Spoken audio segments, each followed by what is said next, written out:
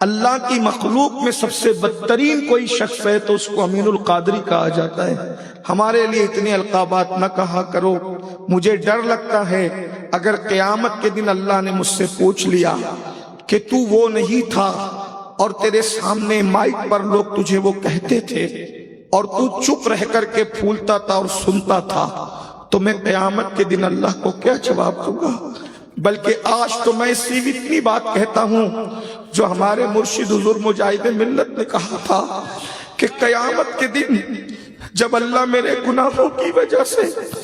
مجھے جہنم میں داخل کرنے کا حکم دے گا تو میں اللہ سے اتنی عرض کر دوں گا، مولا کم سے کم اس پر نظر فرما دے جو تیرے بندے میرے ساتھ حسن ظن رکھتے تھے، ان کے حسن ظن کے صدقے اللہ میری مغفرت کر دے۔ لوگ کہتے ہیں کہ تم لوگ بڑے لوگ ہو، میرے امام کے امام، ہمارے اماموں کے امام، ہمارے مرشدوں کے مرشد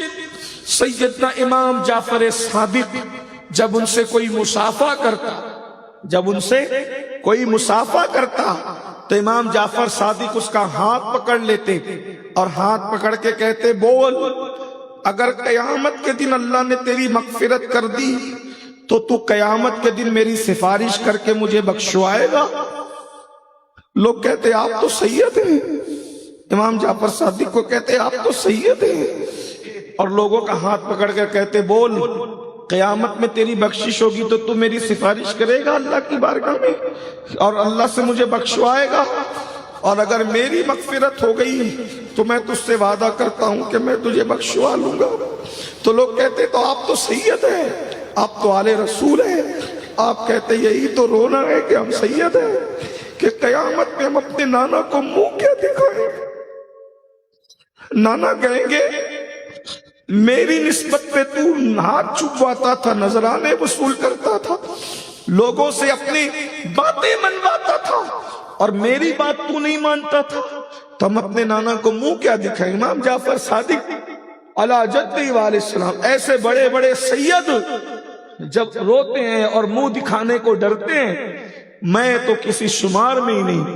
اس لیے میری موجودگی میں میری تعریف نہ کیا کرو، بس میرے لیے اگر واقعی تمہارے دلوں میں محبت ہے تو میری غیر موجودگی میں جب اپنے لیے دعا کرو تو میرے لیے ہاتھ اٹھا کے اتنا مانگ لو، میرے پاس سب ہے، بس اتنا مانگ لو کہ امین القادری کا خاتمہ ایمان پر مدینہ منورہ میں ہو جائے، بس۔